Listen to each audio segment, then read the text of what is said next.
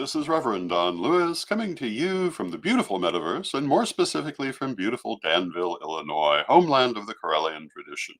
And welcome to Midday with Reverend Don.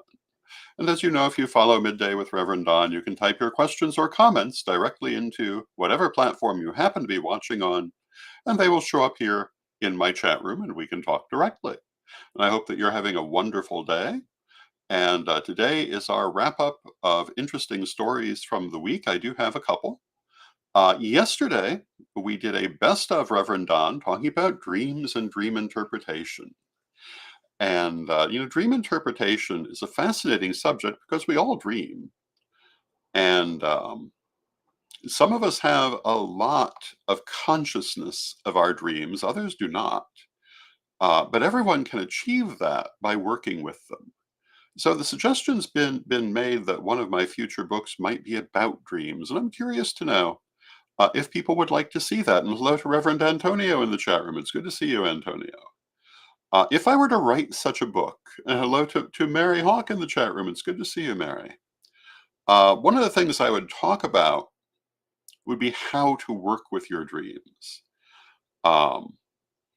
Because one of the things that you often see, you'll see books of dream interpretation, but dream interpretation doesn't really work that way. Dream interpretation is very personal, and it has a great deal to do with what you personally feel the symbols that you've dreamed have to do with, the things that you've dreamed have to do with. And Mary says, I would love to see you write a book on dreams. I guess we're going to put that on the list. But like I say, one of the things that I think is most important to put into such a book is how your symbols are your own. Now, if we go back a few hundred years, there are lots of books on dream symbolism which might have been more effective for people because cultures were more isolated, societies were more isolated, and people had more commonly a group of symbols that they all responded to. One of the earliest books I remember having was Madame Lenormand's Book of Dream Interpretation. I think it was actually called Napoleon's Book of Dream Interpretation. And it talked about all the things that people were interpreting from dreams at the time of Napoleon in France.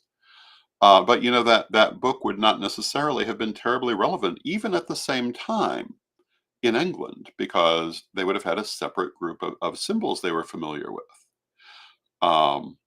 And Renee says, yes, explaining astral projection in dreams. Well, yeah, we could talk about that too. And we could talk about all the different ways that people work with dreams. It would be, I think, quite interesting. Um, and one of the things, well, I'll give you an example of a dream, and I didn't rewatch the best of yesterday because I was busy yesterday. But one of the things that I may or may not have referred to, I can remember after my mother passed away some 30 odd years ago. Well, 35 years ago now. I can remember dreams in which she said, I'm only hiding for a bit. I'll be back.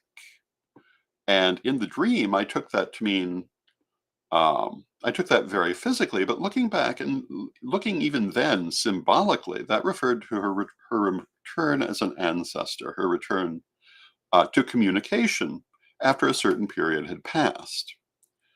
Um, I don't know if it would have that same meaning for everyone, but that's what it meant to me. Hello to Christine in the chat room.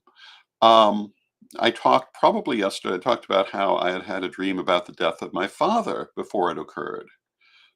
In which my mother was the central character in the dream, and she was pregnant and also lost some teeth in the dream, both of which were symbols of his coming crossing over, which happened pretty much immediately after. I was not familiar with the idea of losing teeth in a dream being a symbol of death, but Lady Crystal knew it. And so in sending me that dream, Spirit knew that I had someone who would interpret it that way, who I would go to. So dreams are very interesting, and they're, again, very personal. And Christine, who was asking me if I will be at the St. Louis Pagan Picnic this weekend, I will not. I had originally hoped to go, but it's just too close to the recent lustration and double investiture, and I do plan to go next year, however. But if you're in the St. Louis area, the St. Louis Pagan Picnic is a wonderful event, and I highly recommend going to it. Now, for news this week, things to talk about, I've got a couple for you, and the first one um, just recently happened and involves the Aquarian Tabernacle Church in Canada. And if you follow Midday with Reverend Don or virtually anything that I do, you'll know that I often refer to the Aquarian Tabernacle. Its founder, Pete Pathfinder, was a major mentor to me and a good friend. And the people currently running it are wonderful people. And they just had a major event, and that was being recognized as a charitable institution in Canada. They've been recognized um, as a religion in Canada, as a church in Canada since like 1994. But the laws there are different, and that does not immediately, it does not do for you necessarily what it would do here. And looking at their website, um, in many parts of Canada, marriage and burial rights are tied to charitable status. And according to the Right Reverend Mary Malinsky, the Archpriestess of the Aquarian Tabernacle in Canada, being able to legally provide these services directly to our congregants will be a relief to many who've had to find workarounds in meeting their spiritual needs. Um, and also, quote, we look forward to being able to provide tax receipts to many donors who support our ministry, end quote. And that's what being a charitable status, having that charitable organization status in Canada will do for them. They are the first Wiccan organization to get it. And hello to Lady Kai in the chat room who says, congrats to the ATC Canada. Absolutely, it's a wonderful thing. And it's not only wonderful for them, but it's opening a door for all of the Wiccan groups in Canada. And maybe other pagan groups as well. We Corellians have groups in Canada as well, who may ultimately benefit from this. Because anytime that as a minority religious movement, one church manages to break through the glass ceiling, others are able to follow. And hello to Brenda in the chat room. It's good to see you, Brenda. So this is a major thing in Canada. Canada has been a lot slower at recognizing Wiccan religion than the United States was, and even other parts of the English-speaking world. So it's a big deal. And I'm looking forward to see how this grows and spreads in coming years. So congratulations to the Right Reverend Mary Malinsky, Archpriestess of the Aquarian Tabernacle in Canada, and to everyone in the Aquarian Tabernacle on this wonderful achievement. It's a great thing. So that's our first story. And I think, it really speaks to how we're still fighting for our legal status in many parts of the world. Again, Aquarian Tabernacle has been recognized in Canada um, as a legitimate religion, etc., for 30 years. But getting this status is something that they have been working for. And, the Aquarian Tabernacle, following in Pete's leadership, is usually the first knocking on all closed doors. They are very progressive that way. And I think it's very inspiring that their current leadership is continuing in the legacy of their founder. Now, our second story is the Parade of Planets. And you may or may not have heard about this, but it's coming on June 3rd. And June 3rd will be this coming Monday. And the Parade of Planets is an astronomical phenomenon where a number of planets are visible in the sky in an alignment, which is relatively rare. I do feel a little chagrin at the fact that seemingly every astronomical alignment is now billed as being a once in a lifetime, um, never seen before, never see again type of thing, when most of them actually are not. But this is a pretty spectacular thing. And if you have a chance to go out and look at it, I would recommend doing so. They say that you should be best able to see it about 20 minutes before sunrise, wherever you happen to be.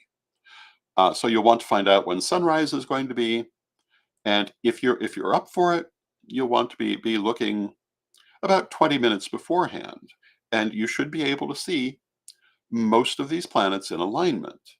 And um, they include Jupiter, Mercury, Uranus, Mars, Neptune, and Saturn. Although not all of those will not be visible with the naked eye, but if you're using a telescope, they will be. Um, Uranus and Neptune are among the further planets that you do not see with the naked eye, but the others you'll be able to see Jupiter and Mercury and Mars and Saturn just looking at the horizon if you don't have excessive cloud cover. So I would say that it would be a wonderful thing to do if you have the chance and you want to look to the east because that's where you'll see them about 20 minutes before sunrise. And this is relatively unusual. Um, and if you want to see those further planets, you'll want to use a telescope or possibly binoculars. And of all of them, obviously Jupiter will be the brightest one. It always is. Um, and it's it is an occasion. It's something to go out and see if you can. But also, I would think that this is also a very good time for magical work. And whenever planets come together this way, they create a some powerful effects. So I would look into that also if you're interested. And particularly if you belong to certain signs, and this is a very lucky occasion. If you happen to be a Gemini, um, and if you're a Gemini, this is the beginning of a period of growth and expansion for you because of Jupiter's entry into that sign. And let me um,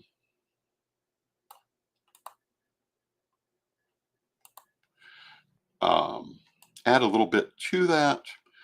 Jupiter is now in Gemini, and that should be very good for in this next coming year for Geminis, for Virgos, for Libras, for Sagittarius, for Aquarius, and Pisces in particular, and should bring all of the good things that come from Jupiter, which is expansion and growth and structure and prosperity, and especially Gemini, Libra, and Aquarius. So um, I highly recommend um, working with these things. And that placement is from May 26th, so it's already begun through June 9th of next year. So if you're one of those signs, this is a very good year for following where you are led, for working on the things that are important to you, because the universe is on your side. And I want to say hello to Reverend Ed Carr in the chat room. Um, I want to say, Christine says, she references the old saying, when the planets align, and that's exactly what's happening. So it's a very good time, particularly for some of us. Should be a good time on that particular day, I would think, for all of us. And it should have to do with the things that go with those planets. Um, and what are the planets again? Well, it's Jupiter, which is growth and expansion, Mars, which is assertiveness and courage, Saturn, which is learning and lessons, Mercury, which is thought and understanding, Uranus, which can be inspiration and disrupting and reshaping patterns, and Neptune, which is deals with our emotions, deals with humanitarianism, deals with interacting with people in those ways. All very positive things. Of course, there are As we talk about in Reverend Don's Book of Astrology, there's always more going on than just one thing in astrology. So if you really want to see what all is happening that day, you'll want to do a chart for it, and you'll want to do a comparison with your own chart. And this will show you how it will affect you personally. And if you want to learn to do that, Reverend Don's Book of Astrology will show you how. And you can find that at CorellianPublishing.com, because of course I'm going to take a moment to refer to that. And so those are my two stories for this week. The two primary things. I did see an interesting story about how AI is being used to facilitate real-time communication between humans and animals for the first time through electronic means, translating what one is trying to say for the other one. Obviously, this is limited by the extent to which we understand the communication of certain animals, but we have quite a bit of understanding at this point. And I think that's a fascinating thing, and who knows where that may lead. Now the idea of instantaneous communication with animals is something that runs through mythology throughout history. It's something that some people are able to do psychically or can learn to do psychically, but now it seems to be something that we'll soon be able to do electronically and already is being worked with. And, for years now, certain primates have been learning sign language and communicating with us that way. But this is actually, well, if you've watched technology in recent years, you will have seen translation devices that go from one human language to another. And these are fascinating, and we see them now online also. But they've had them to work vocally for a number of years, so that if you had the device, you could go to whatever country if it had that language, and it would translate what you were saying for people speaking that language so they could understand, and translate their words for you so you could understand, which I think is fascinating. Um, it was one of the underlying ideas behind Star Trek, if you remember, the universal translator, and we're on our way to having it. Um, and to some extent, we've got it now. The fact that it can be done and adapted for animals, I think, is fascinating and revolutionary. But sure enough, that is something that is being worked on, something that is far enough along to be being discussed publicly. I don't think it's at a point where you can get one yet, but it's pretty fascinating. And of course, for years we've known certain communications that animals use. I mean, the whole idea of bird calls, if you're a bird watcher. Um, and people have known that you can use those calls to attract birds. But we have a lot more knowledge about how animals communicate now. And the idea that we can put this into a translation device is really epochal if you think about it. And granted, I can't imagine it's going to do that much right now. It may be farther along than I realize, but I would imagine it's still something that's developing. But as we learn more, this could totally change our interaction with the natural world.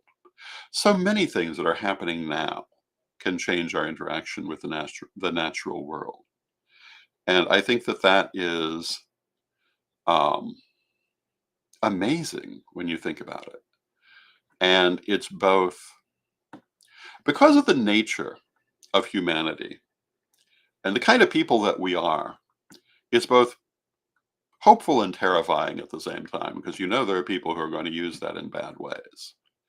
Um, but well, just as they've used earlier imitation of animal sounds for things like sport hunting, um, in ways that were not good. I'm not actually an opponent of the idea of hunting when it's done in a certain traditional sort of way. But you look back to the 19th century and you see people with mounds of dead animals that they've hunted that you know they're not going to be eating, they're not going to be using. And I strongly oppose that sort of thing. Um, and I've referred in the past. One of the things that we know through archaeology is that there used to be elephants in North America, not that long ago either. I'm saying elephants. I think they're technically mastodons, or mammoths. I think it was mammoths, but they were hunted to extinction. And part of the way they were hunted to extinction was being driven over cliffs in numbers that were obviously more than the hunters could have eaten. And so the idea of wasteful hunting is, and this was like 10,000 years ago. So the idea of wasteful hunting is nothing new. And if you look at records from the ancient world, you'll see there were people just trophy hunting, not hunting for their food. And I think, and Lady Kai in the chat room points out there's a big difference between hunting and hunting just for sport. And yeah, I am basically saying that. I don't necessarily see anything wrong with hunting. We've always done this, and most of nature does it too. But it's quite another thing when we're being reckless and wasteful about it. And I think that that's where the caution, the moral caution to us lies. Um, and when we look at things like the idea of an electronic translator to communicate with animals, it certainly could be used in negative as well as positive ways, but I'm hoping that we'll see it used in more positive ways. I think for most people, their relationship to nature and to um, natural fauna and to some extent flora has improved in how they're treating it over the last 50 years. I think we see a lot more people who are mindful of not destroying everything they touch. And if you go back 100 years, it does seem like a lot of people were just destroying everything they touched without thinking about it. And this is not good. It might be a natural human behavior, but it's not good. And particularly for those of us who belong to religions that revere nature, we should be mindful of not treating it that way. But having said that, I think in the positive way, this kind of translation between human and animal could be a wonderful thing. I think that it has applications I really couldn't imagine, and I'll be curious to see how many of them we see um, during my lifetime. And Reverend Mary in the chat room says, "I'm picturing Hella waking me up in the middle of the night saying, 'I gotta pee, Mom.'" Hella being the canine companion, and um, yeah, that's exactly one way that this could work. There was a film some years ago, I think, called Up, in which a scientist had invented exactly such a device for his dog. And there was a famous shot where the dog is explaining something in a very serious way, and then suddenly goes squirrel because a squirrel had gone by. And but yes, in terms of our domestic companions in the animal world, this could have a very definite effect. Um, Cats everywhere would use it for a more effective way of issuing orders to their human familiars. Dogs would undoubtedly have great use for it as well.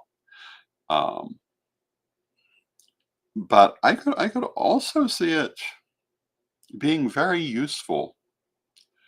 Uh, well, I saw a video the other day of a man rescuing a turtle from the middle of a highway. And it was a snapping turtle, and it was not at all happy. And it had the caption, "Unhand me, sir," when he picked up the turtle, and it immediately started trying to snap at him, but he knew what he was doing.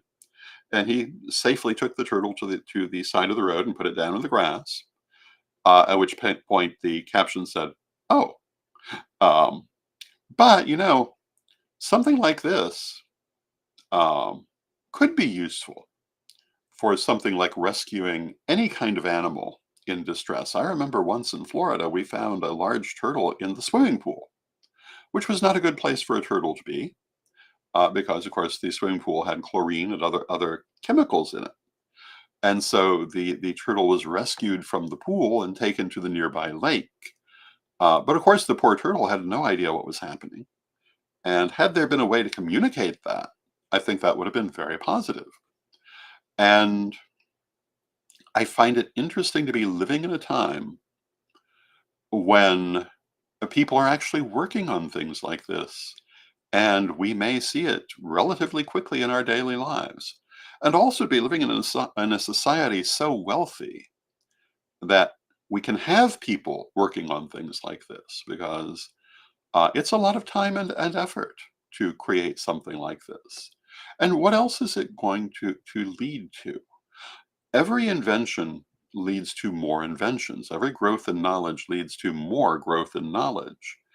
And every now and then I picture people. Well, every now and then I see people saying, "Oh, they wish it was 50 years ago and all these things hadn't happened, and we hadn't discovered this or discovered that." But that's never an option. Once we've learned something, we generally have it. It's pretty rare for knowledge to go away. Um, Sometimes it becomes um, more hidden than other times, but one of the ones that I'm often reminded of is Roman concrete. The Romans were able to build concrete far superior to what we're using now, and you often hear how the technique was forgotten, and people stopped using it for 1,000 years. And part of that's true, that for the most part it ceased being used. Certainly in Western Europe for 1,000 years. It was still used in the Eastern Roman Empire, Byzantium, for quite a while later than in the West, but not after they lost control of Italy. Why was this? Did everybody forget the technology? Well, actually, they didn't. It was right there in their libraries how to do this, and many people knew. But the thing was, it required a particular form of stone as part of the mixture, and it came from only one place. And it was quite expensive to transport it anywhere else. And what actually happened was that it became impractical to use, and impossible in some cases because you couldn't get the stone for it. It wasn't that they forgot, it's that they couldn't do it. Um, there are other things that were forgotten. Aluminum appears to have been invented several times historically, but kept a secret of the inventors, who then died and didn't pass it on. Sometimes after a couple of generations. We know, for example, that it was used in Asia, because aluminum swords have been found. So we know that they could be made, but they appear to have only been made for a couple of generations and then disappeared, presumably because the makers kept the way to make it a secret. It's believed that it was discovered in Imperial Rome. And the story runs that the emperor, Tiberius, felt that this was going to destabilize the economy, and so had the inventor executed, um, to eliminate anyone being able to do it. It's very, it's interesting to look at these things historically. Now, Christine says, "I so wanted to be able to explain to my German Shepherd in his own language why he was going into surgery, and I wish I could have asked him if he agreed with my choice for him to have the surgery. We make decisions for animals assuming that it's in their best interest." Well, this kind of translator being made possible by AI would impact things like that significantly. Um, when our domestic pets are in pain or in danger, we could explain it to them, um, and that would be interesting. That would, I think, be a huge benefit. So those are our weekly wrap-up stories for this week. I hope that you have enjoyed the program. I see we've come to the end of our half hour. For all of you going to the St. Louis Pagan Picnic tomorrow, This weekend, I hope you have a wonderful time. I wish I could be there myself. I do hope to be there next year. And I hope that you have a wonderful rest of your day. If you're interested in Reverend Don's Book of Astrology or in Reverend Don's Book of Numerology, you can find them at CorellianPublishing.com. And with that, let us close with our prayer as we always do. Divine Mother Goddess, Divine Father God, beloved ancestors, we thank you for all of the wonderful things that you do for us and with us in our lives. We know that we walk side by side, hand in hand through life, and we rejoice in your presence in our lives. We know that sometimes we forget that you are there, but we also know you are always there, beloved ones. We thank you with great love, and from respect, we thank you for your presence, and may you be blessed now and always. And I thank you for your presence. May you be blessed now and always. And I will see you on Monday.